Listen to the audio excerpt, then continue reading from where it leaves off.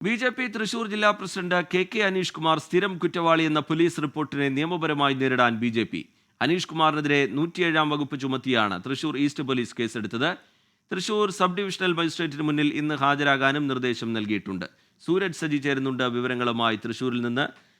സൂരജ്, പോലീസിന്റെ നടപടിയെ എങ്ങനെ നേരിടാനാണ് ബി.ജെ.പി. ആലോചിക്കുന്നത്? പോലീസിന്റെ റിപ്പോർട്ട് കോടതിയിൽ ചോദ്യം ചെയ്യാൻ തന്നെയാണ് ഇപ്പോൾ നിലവിൽ ബി.ജെ.പി. ആലോചിച്ചിട്ടുള്ളത്. അതിന്റെ ഭാഗമായിക്കൊണ്ട് തന്നെ നിയമ നടപടിയുമായി മുന്നോട്ട് പോകും. ഇത് സംബന്ധിച്ച് നിയമോപദേശം തേടാനും തീരുമാനിച്ചിട്ടുണ്ട്. ഇന്ന് എന്തായാലും ഈ കോടതിയിൽ ഹാജരാകും എന്നുള്ളതാണ് ഈ കെ അനീഷ് കുമാറുമായി സംസാരിക്കുമ്പോൾ അദ്ദേഹത്തോട് അടുത്ത വൃത്തങ്ങൾ വ്യക്തമാക്കുന്നത്.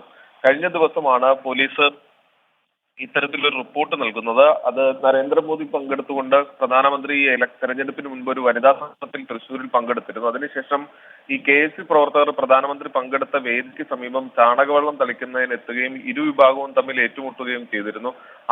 ആ വിഷയത്തിൽ അനീഷ് കുമാറിനെ രണ്ടാം പ്രതിയാക്കി കേസെടുത്തതോടുകൂടിയാണ് ഇത്തരത്തിലുള്ള റിപ്പോർട്ട് വന്നത്. നേരത്തെയും അനീഷ് കുമാറിന്റെ പേരിൽ കേസുകളുണ്ട് എന്നുള്ളതാണ് പോലീസ് വ്യക്തമാക്കുന്നത്. പക്ഷേ ബി.ജെ.പി. ആകട്ടെ ഇത് കൃത്യമായ പ്രതികാര നടപടിയാണ്. അതുകൊണ്ട് തന്നെ ഇതിനെ നിയമപരമായി നേരിടുമെന്നുള്ളതാണ് ബി.ജെ.പി. വ്യക്തമാക്കുന്നത്.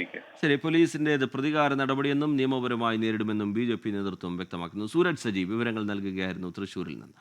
ലോകത്തെവിടെയായാലും ഏത് സമയത്തും 24 വാർത്തകളും ഓഗ്മെന്റഡ് റിയാലിറ്റി പാക്കേജുകളും എക്സ്പ്ലെയിനറുകളും വിശദമായി കാണാൻ ഞങ്ങളുടെ യൂട്യൂബ് ചാനൽ നിങ്ങൾക്ക് സബ്സ്ക്രൈബ് ചെയ്യാം.